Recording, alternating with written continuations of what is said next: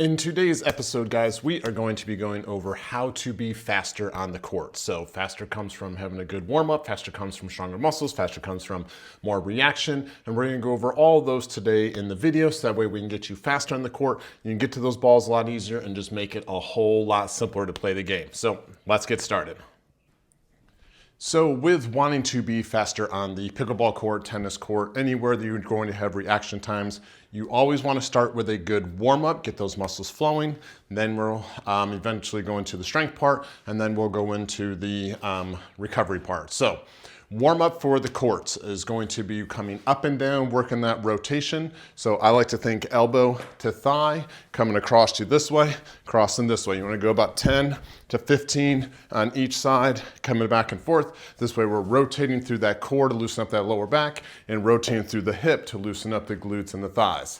Once you do about 10 to 15 on each side, coming up and down, you're going to go over to a wall, and you're going to be coming sideways, coming across and back, swinging that leg through. The higher you go, the better it is. If you're only starting off lower, that's fine, but swinging through, working that hip back and forth in a pendulum, you want to go about 10 to 15 on one side, and then same thing, 10 to 15 on the other side coming through. And then you're going to be coming down and going like either on a bench or a chair, or if you don't have either of those, just do it on the floor, but you're gonna be coming back and forth, going range of motion on your legs. So the deeper you can get your butt to your heel, the better it is going to be, but coming back and forth, again, 10 to 15 on one side, 10 to 15 on the other side. If you don't have a bench, stairs, bleachers, anything like that, just come forward and just coming down and back, down and back, going about 10 on one leg, 10 on the other leg. So again, you're warming up that lower back, you're warming up those hips, getting your whole pelvic complex loose, so that way as you're rotating and spinning, you're not gonna be having any issues with your lower back area. Next, we're gonna be going into the strength part. When we are talking about strength, there's two simple exercises you can do to be faster on a court. One is going to be working the whole explosiveness, sitting down to a bench, a chair, something that's solid that you can sit to and come up on tiptoes. And the other is going to be a mountain climber or toe taps to be working the hip flexors and get those hips firing in a forward motion to be able to accelerate faster. So if you're going to be starting with a bench, use a dining room table chair. You can use anything that's stationary you can sit to. You don't want to sit with your feet close together. You want to be wider than shoulder width apart. This is going to teach you to activate more glutes and give you more balance and stability as you do this. So if you need your hands for balance, that's fine, but you're going to come up onto tiptoes and back down controlled. Ideally, you want to be able to go without holding on and then back down. But again, look at my feet are out in front. From here, you're not back being close and coming up on toes this way. Your feet are out, so you push with those heels and come up on the tiptoes, and then you come back down, sitting down. So you lean your body forward, push with those heels up on the tiptoes, lean your body forward, sitting back down. Up on the tiptoes, sitting back down. You want to go about 3 sets of 10 to 12 reps on that. And then the mountain climbers or toe taps, whatever you want to call them, is going to be facing, and again, using a chair, bench, whatever is going to be easier. If you do this on the floor, it's going to be tougher, but you always want to start shoulder width apart with the hands, feet straight back, and then you go slow. As you get faster, you can go quicker. As you get faster, you can go quicker, or you can be sprinting. The faster you go, the more you're training your brain to work those legs in a smooth motion, coming up and down, coming through. Now, bench or chair would be easier.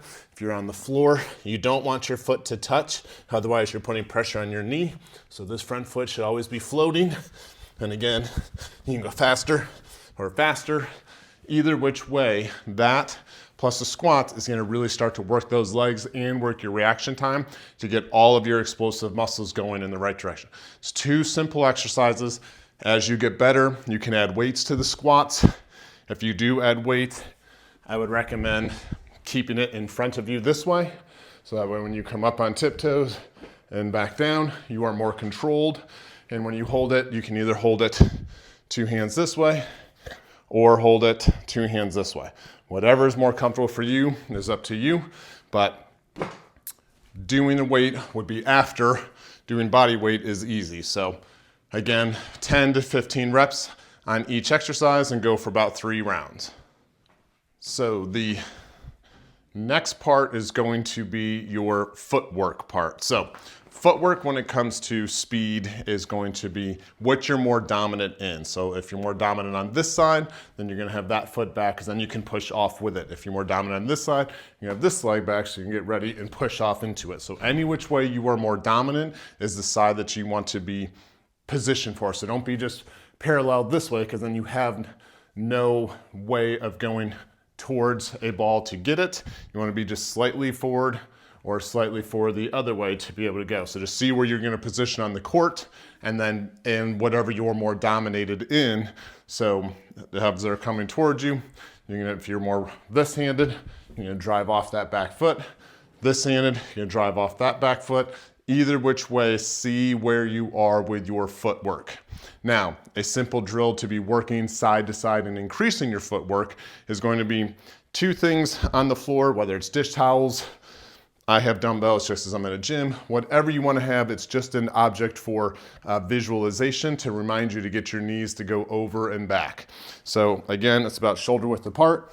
You set it down, and then you start on one side. Knees are slightly bent, then you shuffle back and forth. The quicker you go, the better your body is going to be at getting faster with lateral motion. So you lift over, lift over, lift over, lift over, always stopping, boom, stopping. Stopping. As you get better, you're gonna go to one leg, coming back and forth. Use your hands to come with it. Use your hands coming through, but going back and forth is gonna work the motion to be getting you side to side on a court faster. If you wanna be going forward and backwards faster, you just gotta go the same thing, just going through the dumbbells. Watch out, it goes. Coming up, coming back, coming up, coming back and forth in a figure 8 motion, coming through the dumbbells, through the dumbbells. The quicker you are going through that, the quicker you're training your brain to get forward and back with your feet. The more your brain can control your footwork, the more your body can react faster to get you there to, dominate the balls, get the right shot, be prepared, all that kind of stuff. So little footwork drill going side to side are very important. But yeah, you can use anything on the floor. I just have dumbbells, but whatever you prefer is fine.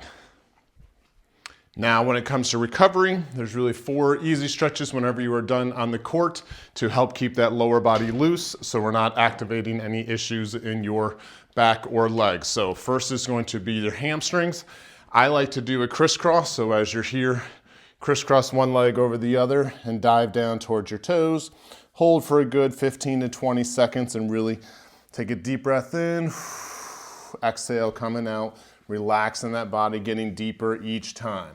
And then you would switch and go the other side. So crisscross and dive down. Hopefully you don't have a Doberman bothering you while you do it. But stretching down here is great on those hamstrings. The front of the legs are your quads. So, the old stretch, bringing your heel to your butt. Flexing your foot makes it tougher. Pointing your toe makes it easier. So I always recommend to flex your feet and hold coming against a wall. And then same on the other side, flex that foot and hold. If you don't need to use a wall, that's great. But you want to get that stretch in the front from your knee up the front of your quad.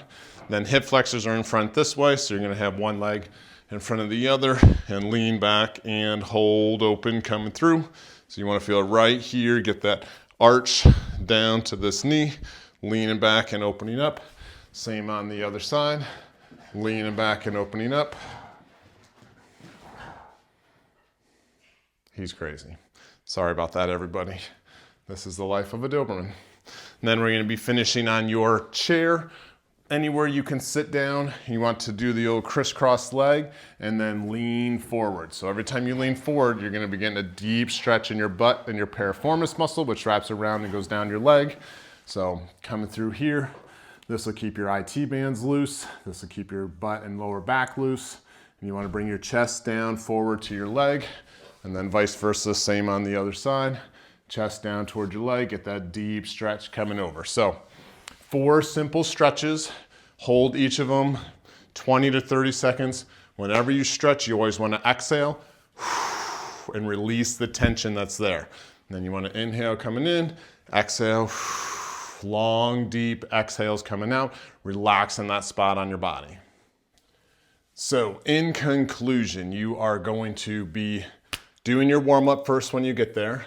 The strength and footwork drills do at home on your own, but those are really going to help you just train your brain to use those legs better, to be able to maximize where you are on the court. And then the stretching at the end is definitely going to keep you loose, so that way you eliminate as many injuries as possible. If any guys have any more specific injuries, let me know. I'm always here to answer any questions.